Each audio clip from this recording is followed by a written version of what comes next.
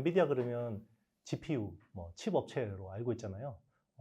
이제는 엔비디아가 컴퓨팅 업체를 넘어서 이제는 GPU as a 서비스, 토탈 서비스를 제공하는 회사로 이제 진화 발전하겠다라는 거고요.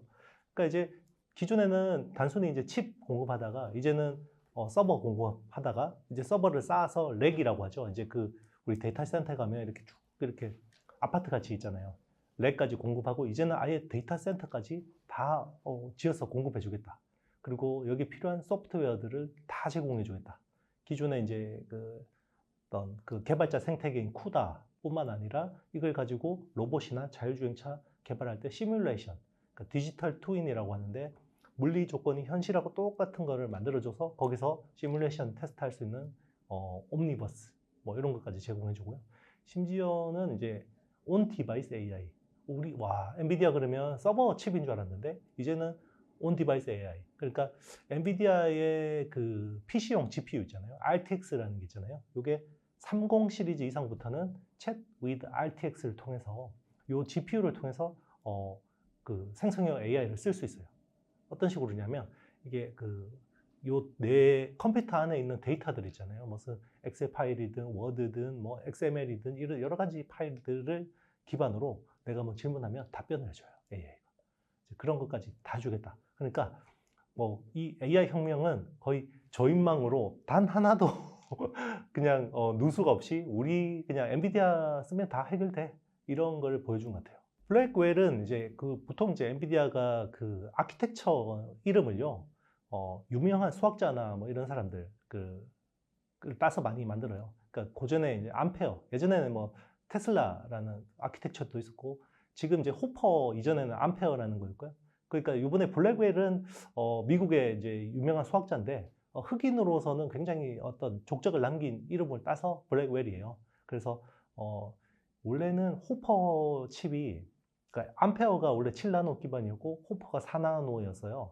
그래서 이번에 블랙웰은 3나노 기반으로 TSMC에서 생산할 거다라고 했는데 예상을 깨고 3나노가 아니었고 4나노였어요. 근데 다른 거는 놀라운 거는 원래 엔비디아 같은 경우는 모놀리식이라고 해서 칩 다이를 하나만 썼어요. 기존에는. 그래서 원칩에서 모든 것들을 이제 GPU를 코어들을 다 배치를 했었는데 반대로 AMD 같은 업체들이 칩 다이를 쪼개서 이렇게 멀티 타일로 이어붙이는 구조를 좋아했고요. 근데 이번에 엔비디아가 처음으로 칩렛 구조를 썼습니다. 그래서 블랙웰 칩 다이는 2개를 연결해서 구현이 된 거고요. 그리고 이제 이 블랙웰의 또 무서운 점은요, 연결입니다. 연결. 그러니까 엔비디아의 GPU를 사는 거는, 엔비디아의 서버를 사는 거는 요 성능도 좋고 쿠다라는 생태계를 쓸 수 있는 것도 가장 강력한 점인데 예상외로 연결해서 성능을 잘 내줘요.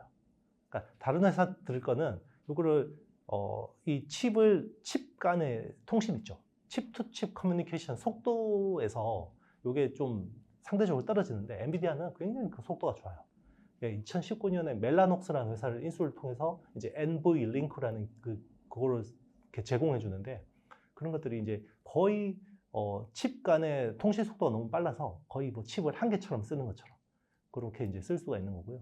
그래서 이번에 블랙웰을 공개하면서 굉장히 강조했던 게 블랙웰하고 자기네들 그레이스 CPU 있잖아요. 암코어 기반으로 설계한 그거를 굉장히 강조를 했습니다. 그래서 GB200이라고 하죠. 그레이스 블랙웰 200.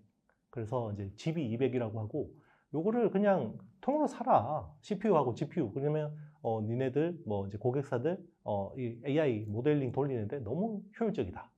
심지어는 이제 CPU를 36개 그리고 GPU를 72개를 엮어서 이 렉 상태로요. 이거를 마치 자이언트 GPU 한 개인 것처럼 쓸 수 있게 해줄게. 네, 그거를 이제 팔겠다. 그래서 원 자이언트 GPU라고 했습니다. 그러니까 렉 하나를 그냥 통으로 사라. 네, 그런 것까지 이야기했고요. 그리고 클라우드 서비스를 굉장히 강조했습니다. 클라우드. 그러니까 기존에 이제 클라우드 업체들한테 칩을 팔잖아요. 엔비디아가. 근데 이제 엔비디아가 이 엔비디아 칩이 너무 비싸잖아요. 그러니까 우리한테 그냥 칩당 GPU 하나당 4,500불 내면 그냥 연간 4,500불 내면 몇만 달러, 몇십만 달러 하는 이 서버 살 필요 없이 그냥 여기서 엔비디아 내에서 클라우드 쓰면서 다 해줄게. 풀 패키지 제공해줄게. 이런 컨셉입니다. 엔비디아 인퍼런스 저기 이제 그 마이크로 서비스라고 하는 건데요. 그러니까 요게 그냥 그 와서 AI를 개발하면 기본적으로 쓰는 그 프레임워크들이 있어요. 그거를 한 20개 정도를 그냥 제공해 주는 겁니다. 그래서 우리 클라우드 쓰고 개발할 때 필요한 것들 다 제공해 주고 하면 그 칩을 근데 요 사서 하면 너무 비싸잖아요. 뭐 아까 말씀드렸지만 AI 서버 한대 칩 하나에 4만 불인데 그죠? 그러니까 기업들이 특히나 벤처 기업들 돈이 없잖아요. 그러니까 구독료를 내고 쓰라는 거죠. 그게 GPU 한 개당 연간 4,500불 내면 요 님 서비스를 써서 그냥 여기서 다 개발하게 심지어 시뮬레이션까지 다 돌릴 수 있게 해주겠다는 거죠. 그러니까 뭐 쉽게 이야기하면 예전에는 그냥 정수기를 팔다가 이제 정수기 이제 렌탈 서비스를 해주는 거죠. 네, 그래서 여기서 스토리지도 제공해주고 개발할 수 있는 툴도 제공해주고 뭐 데이터도 주고 막 이런 거 다 해주겠다 그런 겁니다. 그러니까 이제 젠슨왕 CEO가 정말 이번 AI 혁명 정말 제대로 이번 사이클을 뽑아 먹어야겠다는 생각을 한 것 같고요. 그리고 너무 그 사업에 대해서 잘 준비를 한 것 같습니다. 그러니까 그 어떤 시나리오 플래닝을 딱 해서요. 그러니까 지금은 엔비디아 칩이 독점이잖아요. 그래서 모든 클라우드 업체들이 비싸게 살 수밖에 없는 구조고 그 독점이 그럼 보통 이제 기업들은 이 독점을 오래 유지하는 쪽으로 많은 신경을 쓸 수밖에 없죠. 물론 엔비디아도 독점이 계속 지속될 수 있도록 많은 노력을 하는데 독점이 깨지더라도 엔비디아가 성장할 수 있는 것들을 굉장히 많은 시나리오 플래닝을 하고 있다는 생각이 들었어요. 그게 제일 안타까운 부분이죠. 사실 엔비디아가 왜 4나노를 썼겠습니까? 3나노 팹이 부족하니까. 왜 3나노 팹이 부족하냐면 애플이 갑자기 땡겨갔어요. 그러니까 애플이 올해 나오는 게 이제 M4라는 이제 그 맥북용 그 프로세서, 기존에 M3까지 나왔고요. M4가 이제 나오고, 그리고 이제 올 가을에 그 아이폰 시리즈가 이제 16 시리즈가 나오잖아요. 그러면 작년에 나온 게 A17 프로라는 AP 두뇌 칩이 이제 3나노를 처음으로 채택했어요.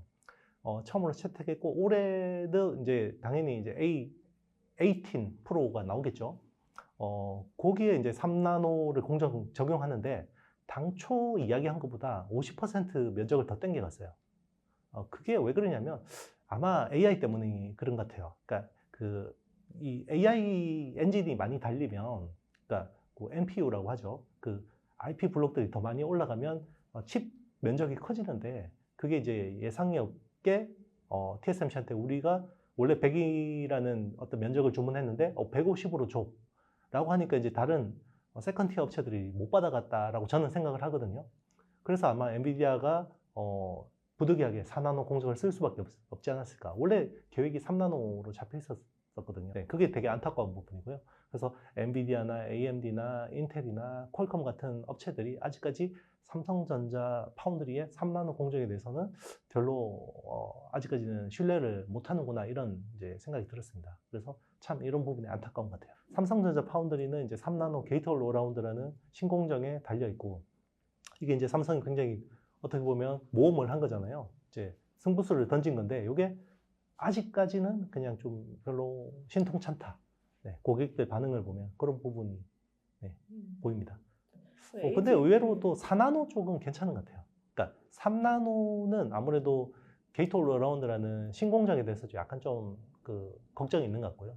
의외로 4나노 쪽은 괜찮은 것 같습니다. 그래서 삼성전자 4나노 쪽은 의외로 지금 고객 유치 상황이 좋은데 이거는 이제 핀팻 구조잖아요. 그러면 이제 당장은 뭔가 이게 가동률에는 도움이 되겠지만 사실 미래로 봤을 때는 게이트 올 어라운드 쪽으로 고객이 오는 게 맞는 거거든요. 근데 그런 부분은 좀 더 시간이 필요할 것 같습니다. 일단 이제 언론지상으로 보면 막 지금 3파전인 것 같잖아요. 근데 실제로 납품되는 거는 SK 하이닉스 독점 구조가 아직까지 여전하고요. 그래서 일부 마이크론 물량이 이제 이쪽으로 이제 들어오는 거고, 이제 마지막으로 이제 삼성전자가 들어오지 않을까. 삼성전자는 이제 아마 올 하반기쯤 돼야지 이제 본격적인 납품이 될 것 같고요.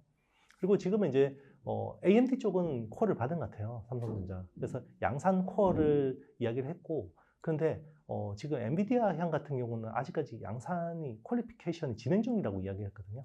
물론 이제 사인은 어프로브드라고 했지만 그만큼 이제 엔비디아 입장에서도 삼성전자가 HBM 쪽으로 들어와야 돼요. 그래야 지금 공급이 원활하게 될 수 있거든요. 그러니까 엔비디아는 수요는 폭발하는데 공급이 왜 못 따라갔냐면 TSMC의 코어스라는 기술이잖아요. 칩 온 웨이퍼 온 서버스트레이트라는 요 2.5D 패키징, 그러니까 어드밴스 패키징 캐파가 부족했던 건데, 이게 이제 병목이 좀 풀리고 있어요. 그러니까 최근에 TSMC도 굉장히 공격적으로 이쪽에 투자를 하겠다라고 이야기를 하고 있고, 그리고 일부 이쪽 그 생산 물량을 인텔이 받아갔습니다. TSMC가 독점하던 거를. 그리고 인텔이 일부 받아가고, 그리고 이제 코어스 중에 이제 코우라는 공정이 있어요. 코우는 GPU하고 인터포저를 붙이는 공정이고, 요거는 이제 전공정 업체, 특히나 TSMC 같은 업체들이 할 수밖에 없고, 인터포저하고 HBM을 붙이거나 아니면 인터포저하고 밑에 붙는 플립칩 BGA 기판을 붙이는 거를 워스 공정이라고 해요. 그러니까 코어는 칩 온 웨이퍼고요. 워스는 웨이퍼 온 서브스트레이트인데, 웨이퍼 온 서브스트레이트는 OSAT 업체들도 할 수 있어요. 특히나 기술이 있는 OSAT 업체들. 그러면 대만의 ASE 같은 업체나 미국의 엠코 테크놀로지 같은 경우는 워스 공정을 일부를 받아가는 거거든요. 그러면 이제 이런 칩 생산에 이런 게 병목이 해결이 되잖아요. 근데 이거 해결했더니 이제 HBM이 병목이 남아있는 거죠. 그러니까 엔비디아 입장, 젠슨왕 입장에서는 삼성이 빨리 물량을 담당을 해줘야 되고요. 마이크론은 이제 일단 들어오긴 했는데, 올해 HBM 타깃 매출이 7억 달러예요. 그러면 해봐야 1조밖에 안 되거든요. 지금 SK 하이닉스가 올해 HBM 쪽으로 매출 나오는 게 한 10조 정도 보고 있으니까, 그러면 지금 계획대로 해도 10분의 1 수준밖에 안 되거든요. 마이크론 입장에서는. 그러면 여기서 삼성전자가 거의 SK 하이닉스하고 비슷한 수준의 캐파를 가지고 있기 때문에 빨리 들어와 주는 게 맞는 거죠. 물량이 아직까지는 충분하지 않고요. 왜냐면 마이크론도 이렇게 사실 HBM 쪽으로 그렇게 많이 준비를 못했어요. 이게 삼성도 준비를 못했지만 마이크론도 그런 게, 사실 마이크론 입장에서는 이쪽 차세대 메모리를 인텔하고 손을 잡고 이제 옵테인 메모리라고 이제 3D X 포인트라는 기술을 가지고 계속 밀었거든요.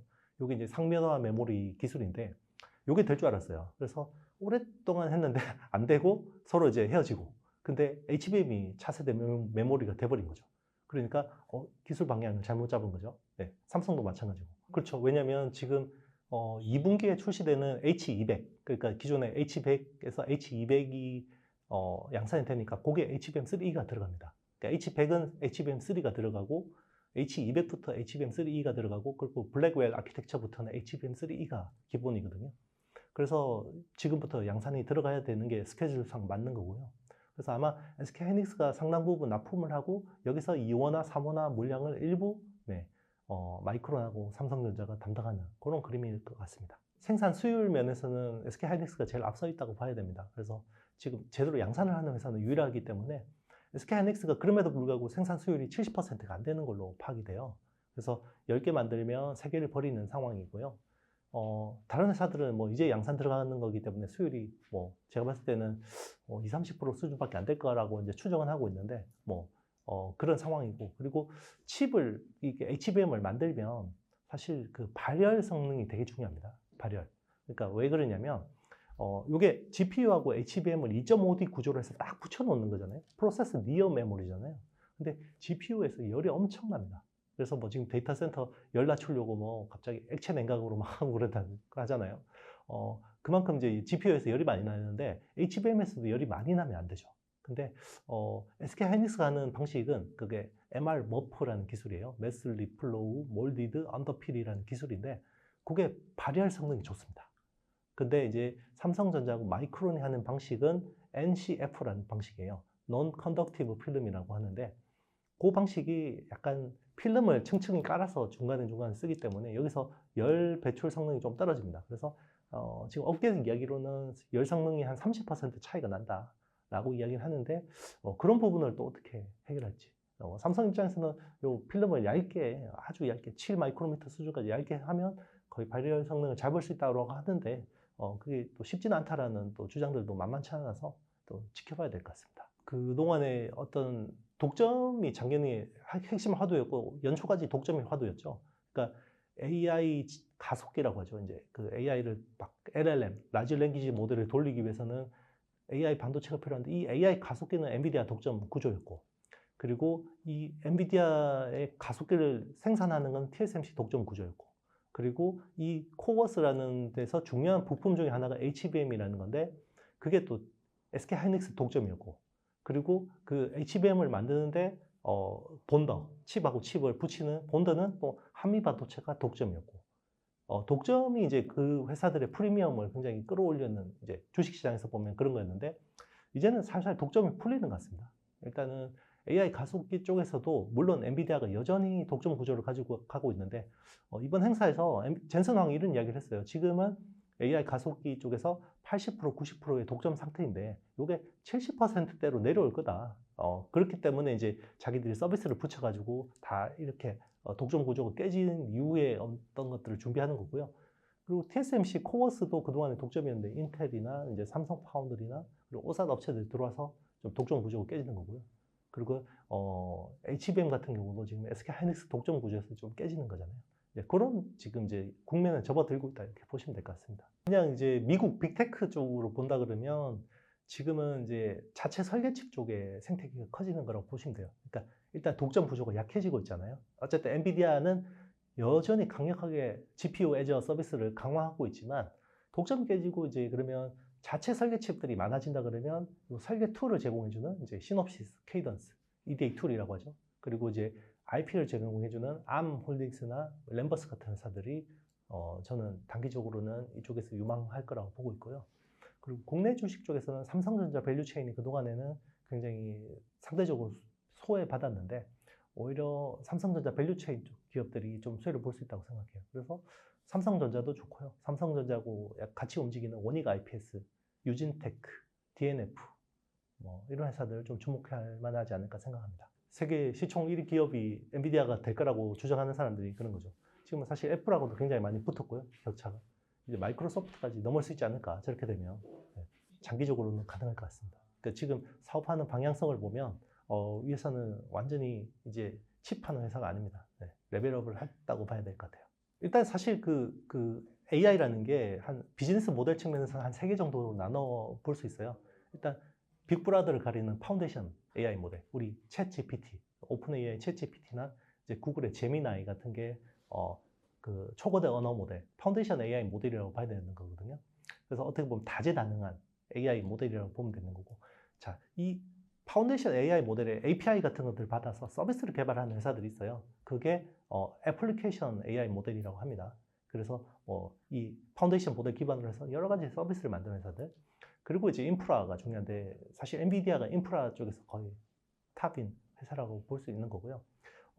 근데 이제 구글이 사실 자기들이 개발해 놓은 트랜스포머 엔진을 제대로 못 써가지고 오픈 AI가 이걸 가지고 완전히 구글을 위협하는 상황인데, 구글이 처음에 이제 바드 내놨을 때는 굉장히 이게 매개 변수가 한 1,300억 개 정도 되는 1,350억 개 정도밖에 안 되니까 챗GPT가 1,750억 개였잖아요. 그러니까 이게 성능 차이가 많이 났었고, 챗GPT가 작년에 바로 매개 변수가 한 5천억 개에서 1조 개 되는 GPT-4를 공개했잖아요. 그리고 멀티모달 서비스까지 제공해주고. 근데 이제 구글도 절치부심했어요. 절치부심해서 기존에 이제 그 딥마인드 쪽 팀을 완전히 그냥 기존의 구글 AI 쪽하고 완전히 팀을 엎어가지고 열심히 쪼아가지고 만든 게 제미나이거든요. 근데 구글 제미나이는 꽤 괜찮습니다. 그래서 구글 제미나이 성능은 그래도 GPT보다 오히려 또 뛰어난 부분도 많고요. 그래서 최근에는 또 제미나이 1.5 버전을 또 공개했는데 이게 또 꽤 성능이 좋아요. 그러다 보니까 지금 애플 입장에서는 파운데이션 AI 모델을 하는 게 맞죠. 애플 같은 회사의 규모에서는. 왜냐하면 애플도 빅브라더가 돼야 되는 회사이기 때문에. 근데 시간이 없고 지금 돈이 있다고 해서 엔비디아 칩을 살 수 있는 게 아니잖아요. 주문하면 원래는 뭐 10달 기다려야 되는데 요즘에는 뭐 서너 달로 줄었다고 하지만 그래도 기다려야 되는 상황이고 대기 수요는 잔뜩 있고 그러다 보니까 시간이 필요해요. 그래서 올해는 일단 구글, 애플은 자체적으로 온 디바이스 AI 쪽에 집중을 하고요. 그래서 요거는 SLM이라고 합니다. 스몰 랭귀지 모델 쪽에 집중을 하고, 그런데 LLM도 필요하잖아요. 그거를 이제 구글 제미나이 걸 쓰겠다라는 거죠. 그래서 심지어 오픈 AI 챗 GPT하고도 협력하는 것도 뭐 검토하고 있다. 그리고 중국 바이두 같은 업체하고 그 LLM도 쓰겠다. 이런 이야기도 합니다. 그래서 애플이 예전 같으면 전혀 하지 않을 행동들이, 그러니까 이게 그런 것 같아요. 성공은 점점 뭔가 그 기업을 보수화되게 만들죠. 근데 실패를 하면 혁신적이 돼요. 기존에 안 쓰던 방법들 막 쓰는 거고, 삼성전자도 막 하도 이렇게 이제 지금 회사가 핀치에 몰리니까 이번에 그 주총 회장에서 사장단들 다 나와서 Q&A 받아주잖아요. 삼성이 원래 이런 회사가 아니었잖아요. 그러니까 그런 혁신적인 모습들이 보여주고 이제 그런 것들이 성공하게 되면 오히려 전화위복이 될 수도 있다고 생각합니다. 지금의 AI는 초입이잖아요. 경쟁의 초입은 컴퓨팅 파워 중요해요. 그래서 그 컴퓨팅 파워의 핵심은 엔비디아가 지고 있잖아요. 그래서 당연히 엔비디아가 더 잘 나갈 수밖에 없고, 근데 이거는 10년, 15년 사이클이에요. AI 혁명은. 그러면 사이클이 쭉 길게 늘어지면요, 결국 데이터 많은 업체들이 유리해질 수밖에 없어요. 그러니까 칩의 공급 부족은 풀리고 있잖아요. 병목들이 계속해서 해결이 되고 있잖아요. 그러면 내년에는 쇼티지란 말이 없어질 수도 있어요. 그러면 공급도 원활해질 수 있고, 그러면 인프라에서 이제는 서비스를 가지고 있던 회사들로 갈 텐데, 결국 AI 서비스를 잘하는 회사들은 빅데이터가 많은 회사들이거든요. 근데 전 세계에서 엣지 디바이스, 우리 그 엣지 디바이스에서 애플만한 회사가 어디 있습니까? 그죠? 애플은 온 디바이스 AI를 잘할 수밖에 없는 회사고, 그리고 AI를 잘할 수밖에 없는 회사예요. 근데 그게 이제 성장통이 필요하죠. 지금은 시간이 필요하기 때문에. 그래서 애플이 충분히 저는 그 뭔가 AI 혁명에서 그래도 존재감을 드러낼 수 있다고 생각하고요. 그리고 테슬라 같은 경우는 기존의 AI나 그 어떤 모빌리티 쪽에서는 굉장히 잘하는 거예요. 그쪽이 문제가 아니고요. 당장 지금 캐시카우가 되는 전기차 쪽이 너무 안 좋잖아요. 그러니까 원래 당초 생각했던 것보다 ESG에 대한 규제들이 완화되고 있는 상황이고, 심지어 유럽조차도 뭐 내연기관차에 대한 어떤 그런 뭐 단종 시점을 더 늘리고 있고, 그리고 보조금이 줄고 있고, 그리고 미국은 트럼프 대통령이 돌아올 것 같고, 트럼프 대통령이 돌아오면 일단 제일 먼저 갈아엎을 게 IRA 법이라고 하니, 네, 그런 것들이 이제 불확실성이 있는 거고요. 그런데 이제 그런 어떤 성장통이 지나고 나면 결국 테슬라도 모빌리티, 지금 그 AI하고 찰떡궁합인 디바이스가 사실 휴머노이드 로봇이거든요. 근데 휴머노이드 로봇은 테슬라 옵티머스가 굉장히 앞서 있다고 볼 수 있습니다. 왜냐면 단순 디바이스로 놓고 보면 뭐 보스턴 다이내믹스나 이런 데에 비해서 좀 떨어질 수 있는데, 지금은 뇌를 AI를 쓰는 로봇이 중요하거든요. 그러니까 이번에 그 엔비디아도 그 공개했지만 AI 로봇에 대한 그 그루트라고 하죠. AI 로봇 개발할 수 있는 그 플랫폼을 제공한 건데, 이제는 AI 로봇이 돼야 돼요. 기존에는 룰 베이스드 로봇이었죠. 그러니까 일일이 프로그래머들이 그 어떤 룰을 주고 거기서 움직이는 건데, 이제는 AI 기반으로 로봇이 움직이는데, 그런 쪽에서 도조 시스템이라는 이 슈퍼컴퓨터를 가지고 이거를 빅데이터를 순식간에 그 어떤 모빌리티에 대한 빅데이터를 모으고, 이거를 또 슈퍼컴퓨터에서 처리를 하고, 이걸 또 펌웨어 업데이트, OTA를 통해서 펌웨어 업데이트를 해주고, 이런 시스템을 가지고 있는 사람 전 세계 거의 테슬라가 유일하거든요. 그렇기 때문에 그런 시대에는 다시 한번 테슬라가 주목받을 수 있다고 생각합니다. 네, 그래서 M7에서 빠져야 된다. 뭐 지금 보면 그렇게 맞을 수도 있는데, 조금만 지나고 나면 충분히 또 다른 평가를 받을 수 있다고 생각해요.